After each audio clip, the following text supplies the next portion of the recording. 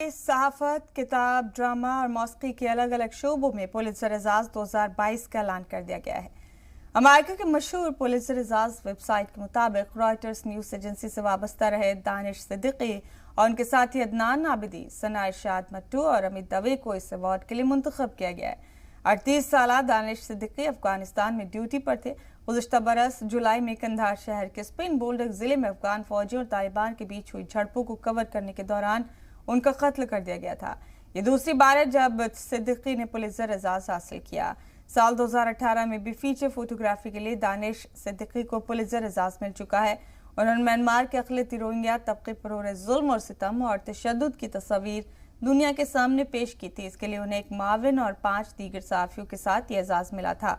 गौरतलब है कि पुलित्जर एजाज को सहाफत की दुनिया में अमेरिका का सबसे बड़ा एजाज माना जाता है।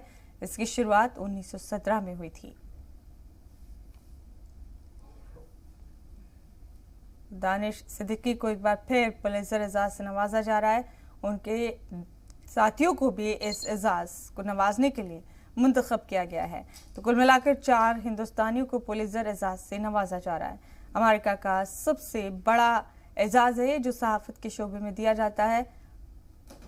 और पुलित्जर एजाज 2022 का ऐलान होते ही एक बार फिर हिंदुस्तान को फख्र करने का मौका हासिल हुआ है। आपको बता दें कि हिंदुस्तानी सहाफ़ी दानिश सिद्दीकी को एक बार फिर इस एजाज के लिए मुंतखब किया गया। हालांकि अफगानिस्तान में दानिश सिद्दीकी जब वॉर कवरेज के लिए गए थे तो उनका कत्ल कर दिया गया था।